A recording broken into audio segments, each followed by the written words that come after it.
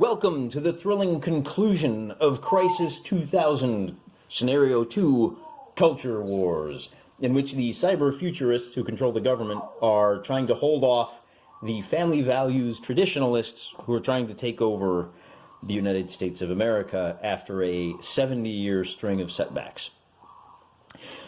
I'm going to do one thing on the last turn. Him sitting up here does no good. He's got to move down here. It's his only hope of grabbing a couple of points in the well, no, you know what? He's going to stay there. He's going to force the red forces to attack.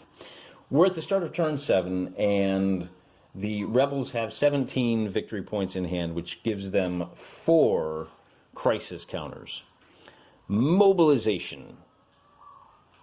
That's one that we haven't seen yet. The star indicates that it is a special event. And I believe that it can only be drawn by the, let's see, the government side plays this anytime during its own turn. So that is treated as a no result by the rebels, who have recruited the bureaucracy who does a whole lot of nothing. How apropos. Start of turn 7, we've got crisis marker selection. Then we go on to the data conflict. And the only place that we really have data conflict is here. This first number is 3, 5, 6, 7. It's a developed area, so we're going to go ahead and roll on the 9 column. We're going to spend a neo-religion down here in the heartland. Maybe it's the snake handlers. We're going to make a roll on the 7 column.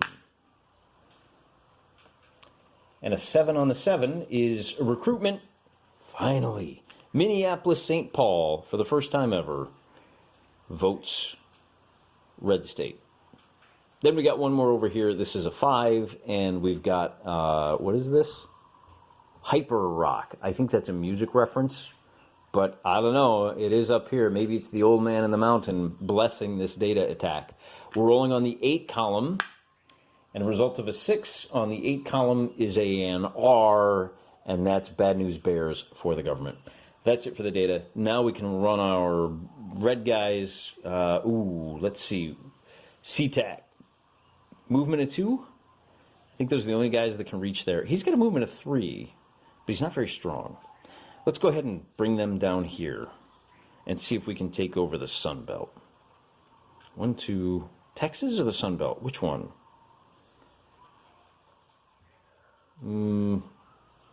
That's it. 1, 2. We'll move him down there. And we'll make a roll. So now in the military phase, we've got a roll of 6 and 1 on the 6 column. Result of 5 on the 6 column is a T for termination. He goes back down here. We're going to roll on the 2 column and get a 7 on the armed conflict, which is a termination, which cannot apply to the infrastructure. And then we've got one more attack down here, which is 3, and a 6 on the 3 column is a termination, which cannot apply. So, you know, attacking the infrastructure militarily doesn't do any good. Best you can do is eliminate it. I guess that's worth something. It denies it the enemy, which ain't nothing. It's the end of the rebels' turn. Oh, you know what I forgot? This is actually turn 8. The government is in trouble. They've only got 2, 4. That's it, man. They've only got 4. They get to draw one of these things. And surveillance means they can attack this guy. They might as well make their data attack. Rolling on the 1 column and rolling on the 1 column. So the first one, is a neutralize. So he goes up there. And then we're rolling on the 1 column here. And a 4 is nothing. Then there's movement, but they don't have any chits that can move. So we're rolling on the attack, and that is a... this is the only place that can attack. Result of a 1 is bad news. CA. Oh, you know what? I've been doing this a little wrong. Counterattack. They actually now get the opportunity to counterattack. On the armed result, they can roll on column 3. Which is, wow, how embarrassing. I've been treating that as a collateral damage. CA is counterattack. On a roll of 3, the 5 is no effect, and now the combat is over. And I think so is the turn. Moving on to turn number 9, the rebels get 4, 1, 2, 3, 4. Economic collapse, which could have used a little bit of proofreading there, guys. This is one of those special events. And we're going to look up what it does, because it's not good for the guys that are in the lead. Economic collapse. Where are you? There you go. Must be played immediately. Roll the die on a result of 1 through 5. The side with the most crisis markers. There you go. Must return half of them. Is mobilization insta do something? That's a government one, so it goes back here. And they have to get rid of half, rounding up. So 1, 2, 3, 4, 5, 6, 7, 8, 9. And of course we get a 10. So media access goes bye-bye, and then on a 5. So they do still have the corporate alliance available to them, but I don't know if they have anywhere to use it. Given that it's the...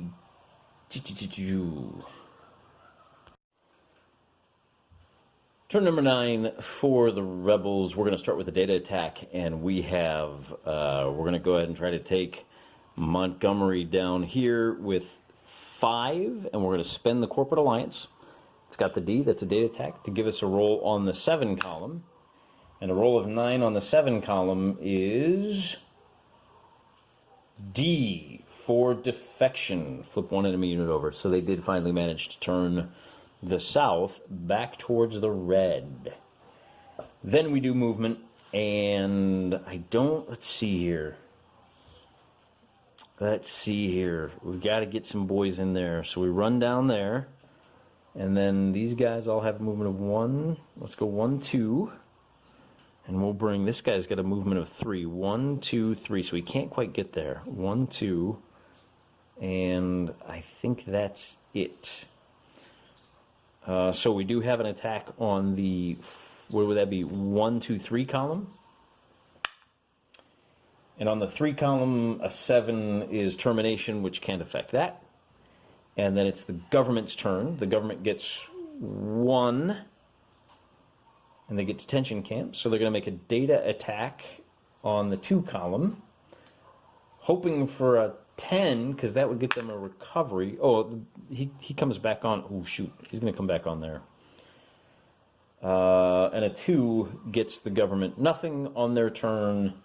They don't have anybody who can move, so they're done. We move on to turn 10, and this is the last chance for the rebels to completely take over mainland United States. They're going to do, well, first of all, they're to the point that they get 5 of these crisis markers. 1, 2, 3. Oh, economic collapse goes out of the game after you use it once. 4, 5. Cyber terrorists. Ooh, that sounds really sexy. Let's see what the cyber terrorists do. They play any time. Roll the die, divide by 3. The opponent has to return crisis markers to the resulting... Right, so we'll play that immediately. Roll this, divide by 3. We get a 1. They got to return 1 of these. And 1, 2, 3, 4, 5. They return surveillance. Not that any of that was doing them any good. So we got to do our data attack, and we have, because we're in a big boy, we're going to add 7, so they're at 5. We're going to do 2 attacks, 1 on the 6, and both of them are on the 6 column. So the first one, on the 6 column, that data attack does nothing, and the second one does nothing. Good job, guys. All right, well, what we can't do via computer, we'll do via strong arm. We're going to bring all these bad boys in and make 1 big attack. So 2, 4, 6, 7. Well, let's think about this. Is that what we're going to do? 8, 9, 10. Yep, that's exactly what we're going to do. Hoping for the best. Rolling. No, you know what? I forgot about these guys. We've only got 1 over there. Let's just roll. For all the marbles, end of the turn. On the 10, that's both of these have to go bye-bye. And that's the end of the rebels' turn. The government gets 1 and it's a data attack, so they're going to make a data attack down here. A 3 on the 3 gives us no effect, and that's the end of the game. So we tally up all of the victory points. The government winds up with 2, and the rebels wind up with 3, 4, 5, 6, 7, 8, 9, 10, 11, 12, 13, 14, 17, 22. So 22 victory points is a strategic victory. Your side is solidly in power, but the seeds of rebellion are planted for future generations. So the deep state survives in its enclave stronghold of Austin, Texas. Okay, well, hey, you know, it's stranger things have happened, I guess. And those filthy hipster musicians are going to plague America for another 200 years, but I guess that's small price to pay to have the Family Values Coalition running things once again. Welcome to Gilead. Welcome to the kind of country where, I don't know, I guess, you know, women are made to wear stupid costumes every Halloween with red robes and big white things on their head. At any rate, with that game over, I thought that was kind of an interesting exercise looking at a kind of combat that most war games don't really look at, and that's the moral level. That's the combat that occurs before the guns come out. And in many ways, that's a much more important level of warfare, because you can have all the biggest toys in the world, but if you can't win the hearts and minds, you wind up leaving a military victory behind in Vietnam and then listening to your kids complain about all of the sacrifices that you made in your attempt to make the world a better place. And all of the people who are ostensibly on your side complaining because you did the best you could and it just didn't work out for a variety of reasons. A little bit of insight into the complexities and the ever-shifting nature of the breakdown of a high-trust environment and what happens when you've got those fault lines, those political fractures that are essentially irreparable. So let's close out with a couple of more thoughts here. One of the things I wanted to explain to you guys is give you just a little more history on Crisis 2000. I did a little bit of research since playing this game, and I was able to find out that this game was originally included in a magazine called Game Fix Magazine, which included a full game in every issue. It was reprinted in the early 2000s as Crisis 2020, which updated some of the text and was much prettier elements, but by and large was the same game. That game is now out of print. I believe you can check Wargame Vault. They might have it. And Crisis 2020 does have, it also has a, oh, what's that silly drama factory? Board Game Geek. You can look it up there too if you're interested in a little more information. I'll try to throw a description down there, or rather a link down there in the description to the video. The game that we just concluded is a game about, it's mainly about the technological fight with a little bit of armed conflict thrown in. Some of the other scenarios focus a lot more on the armed conflict with just a little bit of data, and of course others are a mix. We also did not use any of, let me pull this back out here. We didn't use any of these. It costs 2 movement point to move from the Pacific Rim into the mainland. And, you know, in some cases you can have foreign military come and intercede on your behalf. It costs you some crisis tokens, but that can be a game maker or breaker for you, depending on whether you get it or your opponent. And that adds a lot more complexity. I was hoping to play just a nice, simple, quick game. It took about an hour and a half by the time all was said and done. But that is one thing to be aware of. I think with a lot more of the mix, where you've got that going on, there is more call for the recruiting pool, because if we actually look at these tables here, let's go ahead and look at the data conflict table.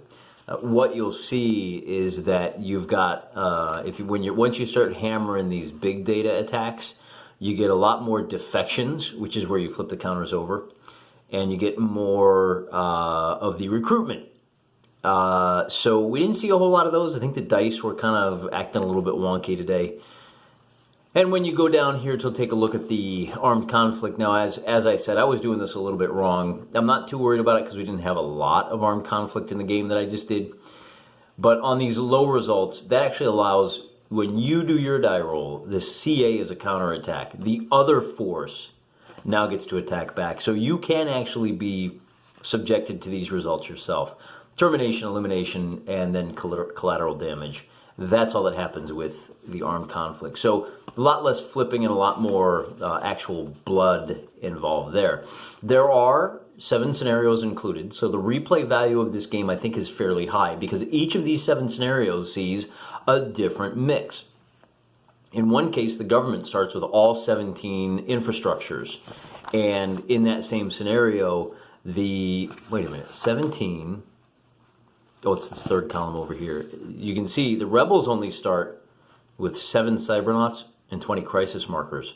So there's your gamers rise up scenario, which is rather interesting. We may need to try that one. That looks like a hoot. 10 strike forces. So this is literally that clandestine war between the glow-in-the-darks coming after the Channers. But like I said, 7 different scenarios, man, all different, all worth a play. Highly recommend, if you can find a copy of this, maybe it's print and play, I don't know, haven't looked up in a long time. But great game, had a lot of fun. Hope you enjoyed this special 3-parter, and we'll look forward, we're going to get back into the miniature gaming in the next episode. Hope you'll come on back where you watch me paint up a bunch of grains of rice that we're just going to paint up with red coats and say, hey, look at them there, red coats. Little 7 Years' War British for you. Until next time, try not to make this a reality, right? Just stay home. It's gonna be fun fall. We're gonna have some big drama. Try to stay out of it. Keep your family safe. Keep working to make America great, or in your whatever way you see fit. And until next time, I'm gonna try to keep America great by praying for America, and I will be praying for you.